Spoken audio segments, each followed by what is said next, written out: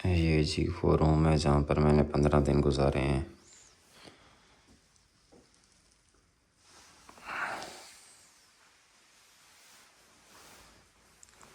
अभी मुझे उसको डिफ्लेट करना है। डिफ्लेट करके फिर मैं आसिफ भाई को दे दूँगा। नए साल की पहली सुबह और सफ़र। कहते हैं कि नए साल के अंदर पहले पहले जो आप काम करते हैं वो सारा का सारा साल आप वही करते रहते हैं। खुदा जाने इस बात में कितनी सदाकत है कि मुझे ये 2025 भी सारा का सारा सफ़र में रहेगा या मैं किसी एक जगह पे मुस्तकिल सुकूनत अख्तियार कर लूँगा। आज 1 जनवरी 2025 है और मैं टोरंटो से कैलगरी फ़्लाई कर रहा हूँ। ये कुछ विजुअल्स हैं जो कि टोरंटो एयरपोर्ट से हैं और इसके बाद कुछ विजुअल्स होंगे जो कैलगरी एयरपोर्ट की लैंडिंग के होंगे। मैं पिछले 20 साल से एयर ट्रैवल कर रहा हूँ और हर बार जो एयर ट्रैवल है वो एक डिफरेंट एक्सपीरियंस लेकर आता है।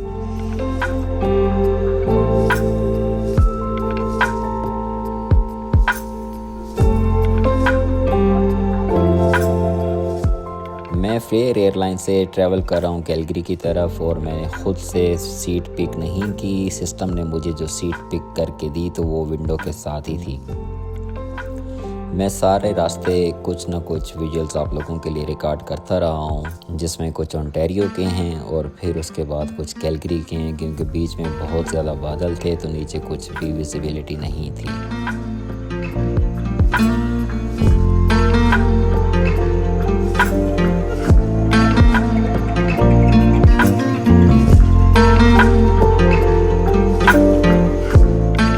कनाडा वैसे तो बहुत खूबसूरत है, लेकिन सर्दियों में जब इसके ऊपर सफ़ेद चादर से बिछ जाती है तो ये बहुत ही खूबसूरत दिखता है। या फिर ये है कि हम नेचुरल ब्यूटी को तरसे हुए लोग हैं तो हमें ज़्यादा खूबसूरत लगता है, लेकिन इसका ख़ज़ां का जो मौसम है वो तो बहुत ही ज़्यादा खूबसूरत और कलरफुल होता है।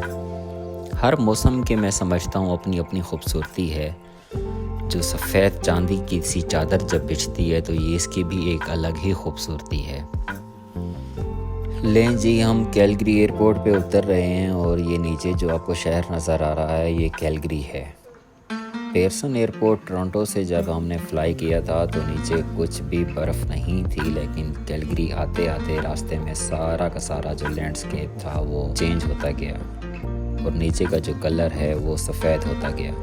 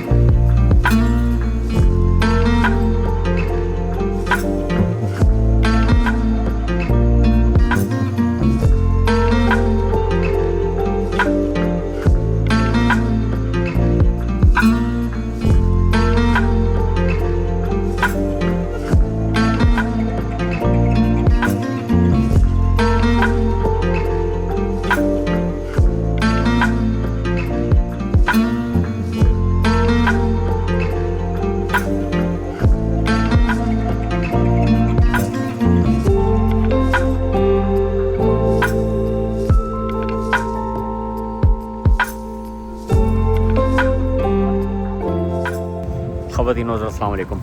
कुछ विजुअल्स आप लोगों ने टोरंटो एयरपोर्ट के और फिर कैलगरी एयरपोर्ट के देखे होंगे। मैं कैलगरी वापस आ चुका हूँ टोरंटो से। ये सामने वाली बिल्डिंग है जिसमें मेरा पीआर कार्ड आया हुआ है। फेडरल गवर्नमेंट की बिल्डिंग है ये।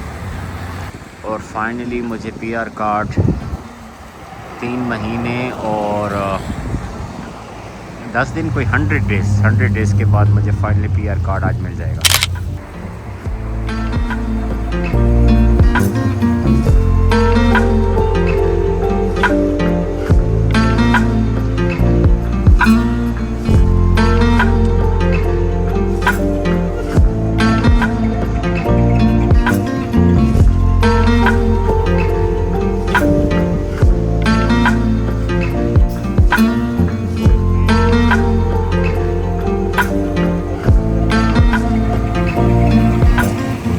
ख़वातीन वज़रा अस्सलाम वालेकुम। मैं वापस आ गया हूँ जी कैलगरी।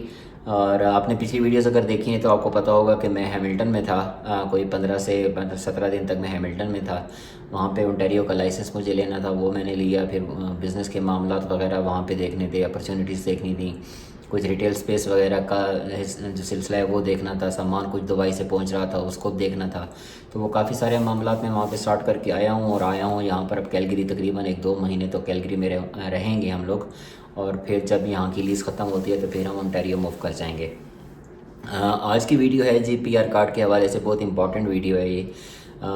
पीआर कार्ड की वजह से मेरे काफ़ी सारे प्लान्स जो हैं वो डिस्टर्ब हुए हैं। आप में से वो लोग जो सॉफ्ट लैंडिंग का सोच रहे हैं, आप लोगों को ये मालूम होना चाहिए कि हो सकता है कि आपके पीआर कार्ड के फ़ोटोज़ रिजेक्ट हो जाएं। मेरे दोस्त के फ़ोटोज़ रिजेक्ट हुए थे, मेरे भी रिजेक्ट हो गए। लेकिन बेगम के फ़ोटोज़ जो है ना वो रिजेक्ट नहीं हुए थे, उनका पीआर कार्ड विदिन 1 मंथ आ गया था। और मेरा पीआर कार्ड आया है जी 2 तारीख को मेरे हाथ में, 2 जनवरी को। तो ये वो सरप्राइजेज़ होते हैं जो कि कनाडा आपको देता है। कभी कभार चीज़ें वैसे काम नहीं करती जैसे आप एक्सपेक्ट कर रहे होते हैं। तो मैं एक्सपेक्ट कर रहा था मेरा पीआर कार्ड 1 महीने के अंदर आ जाएगा, जो कि गिवन टाइम था। वाइफ का आ गया, मेरा नहीं आया। उसमें मेरे जो ट्रैवल प्लान्स थे दुबई के वो काफ़ी ज़्यादा जो है ना वो डिस्टर्ब हुए हैं। मैं दुबई नहीं जा सका, वजह सिर्फ़ और सिर्फ मेरे पीआर कार्ड की थी। और अब जब पीआर कार्ड मेरे हाथ में आया है तो आज 4 तारीख है और मेरा दुबई का वीज़ा एक्सपायर हो गया है। बहरहाल ये वो चीज़ें जो आपको ध्यान में रखनी चाहिए। जो कुछ आप प्लान लेकर आते हैं most of the time in Canada वो वैसा होता नहीं है, क्योंकि यहाँ पर हर चीज़ का जो डिलीवरी का टाइम है ना वो 2 वीक्स तो कम से कम है।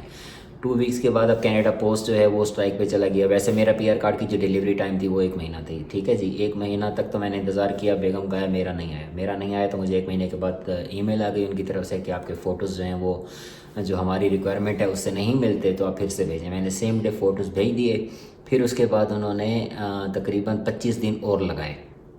25 दिन और लगाने के बाद जब उन्होंने मेरा पीआर कार्ड मेल किया, जिस दिन उन्होंने मेल किया same day Canada post strike पे चला गया। 1 महीने तक वो लोग गायब रहे।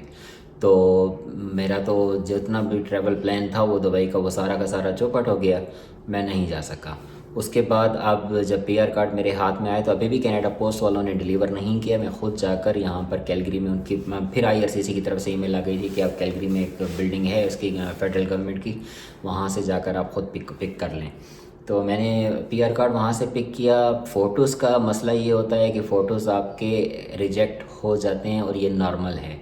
अगर आपके फ़ोटोज़ रिजेक्ट हो गए हैं और आपने सॉफ्ट लैंडिंग की, आप वापस चले गए हैं, तो आप एक बहुत बड़े मसले में फंस सकते हैं, क्योंकि फिर आपको अपने होम कंट्री से फ़ोटोज़ इन लोगों को IRCC को फिर से भेजने पड़ेंगे। वो फ़ोटोज़ फिर से स्पेक्स के बराबर होंगे नहीं होंगे वो एक अलग कहानी है, क्योंकि वहाँ पर जो मतलब मैंने जो फ़ोटोज़ कराए थे वो दुबई में कराए थे अपना लम्सी प्लाज़ा में, जहाँ पर VFS का ऑफिस है। लेकिन वो हालांकि था तो बंदा प्रोफेशनल, उसने कैनेडियन स्पेक्स हैं उसके हिसाब से ही फ़ोटोज़ लिए थे, लेकिन उसके बावजूद भी रिजेक्ट हो गए। तो अगर आप सॉफ्ट लैंडिंग कर रहे हैं और आप ये सोच रहे हैं कि मेरा पीआर कार्ड जो है पीछे कोई रिसीव कर लेगा और फिर हमें भेज देगा वापस, कुछ केसेस में ऐसा होता है कि फ़ोटोज़ रिजेक्ट नहीं होते, पीआर कार्ड आपका आता है, फिर कोई ना कोई जानने वाला अगर आपका जा रहा है तो वो आपका पीआर कार्ड लेकर जाता है, लेकिन ये रिकमेंडेड नहीं है। मैं जब ये ऐसा सोच रहा था कि चलो मेरा पीआर कार्ड नहीं आता है और मैं वैसे ही ट्रैवल कर लेता हूँ, तो मुझे सभी ने मना किया कि नहीं, पीआर कार्ड लिए बगैर आप ना जाएं। हो सकता है कि वो आगे पीछे कोई मतलब कोरियर कंपनी आगे पीछे कर दे या कुछ ऊपर नीचे, जिस तरह से फ़ोटोज़ वाला काम हो गया कि फ़ोटोज़ रिजेक्ट हो गए। तो इस वजह से सॉफ्ट लैंडिंग रिकमेंडेड नहीं है। आप जब भी आएँ पीआर कार्ड लेने के बाद ही आप यहाँ से एग्ज़िट करके जाएं। ये चीज़ जो है वो मैंने ख़ुद सीखी है और मैं भी यही रिकमेंड करूँगा। फ़ोटोज़ रिजेक्शन के बाद कितना टाइम लग सकता है ये फिर अगेन डिपेंड करता है, क्योंकि फिर आपकी एप्लीकेशन फिर से क्यू में लग जाती है। पहले जो गिवन टाइम है, मिसाल के तौर पे 22 सितंबर को हम लोगों ने लैंड किया तो 1 महीने का टाइम था। 1 महीना और तकरीबन 7-8 दिन लगे थे मेरे इसके अपना वाइफ के कार्ड को आने में। तो कह लें कि 37 दिन वो हो गए। फिर उसके बाद मुझे ईमेल आ गई कि आपके फ़ोटोज़ आप फिर से भेजें। मैंने फ़ोटोज़ फिर से भेजे, तो फिर उसके बाद 25 दिन उन्होंने और लगाए। तो तकरीबन कितना टाइम हो गया, 2 महीने का। 2 महीने के बाद अब कनाडा पोस्ट वाले स्ट्राइक पे चले गए। कितना टाइम हो गया जी, 3 महीने। तो एग्जैक्ट 3 महीने और तकरीबन 9 दिन।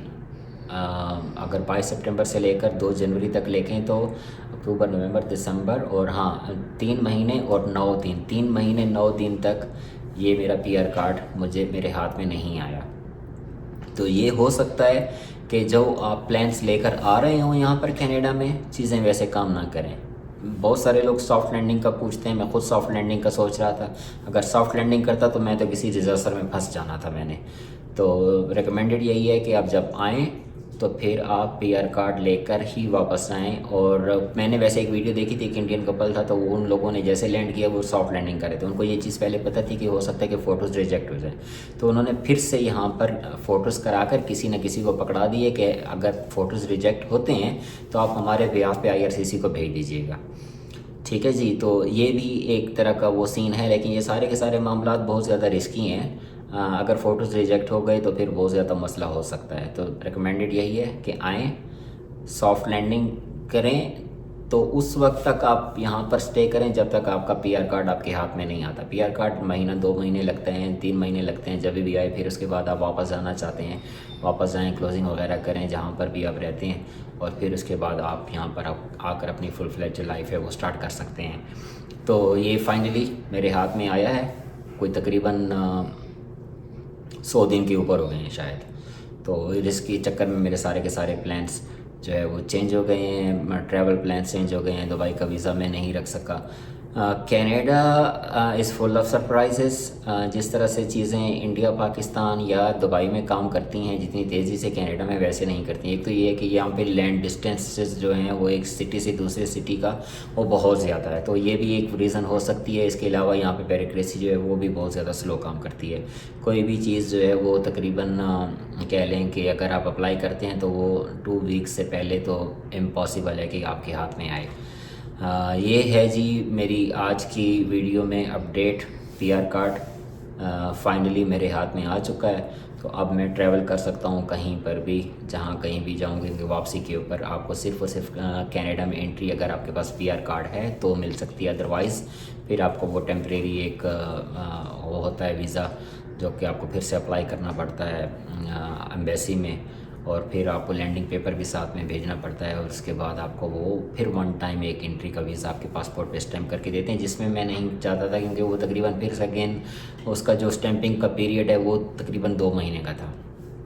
तो आई थॉट ओके वेट, और उसके बाद जब PR कार्ड आता है तो फिर निकलते हैं वापस। अगर कहीं पर मतलब दुबई आना जाना होगा तो फिर उसके बाद PR कार्ड आने के बाद ही मैं जाऊँगा। ठीक है जी। तो ये छोटी सी वीडियो थी, मैंने बोला आप लोगों को अपडेट कर दूँ। और आप अभी मैं कह सकता हूँ कि अभी मैं फाइनली एक परमानेंट रेजिडेंट हूँ।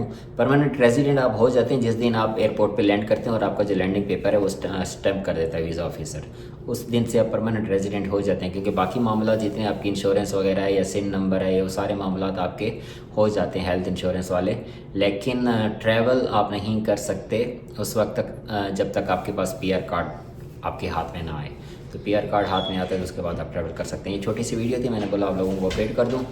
और ये भी जो है ना पीछे से मुझे बुला रहा है। अगली वीडियो तक के लिए मुझे इजाज़त दीजिए, जो कि मोस्ट प्रॉबेबली उसके लिए होगी अपना ड्राइविंग लाइसेंस के बारे में, अल्बर्टा का और इसका ओंटारियो का। तो फिर स्टे ट्यून्ड, सब्सक्राइब ज़रूर करें, और अगली वीडियो तक के लिए अल्लाह हाफ़िज़।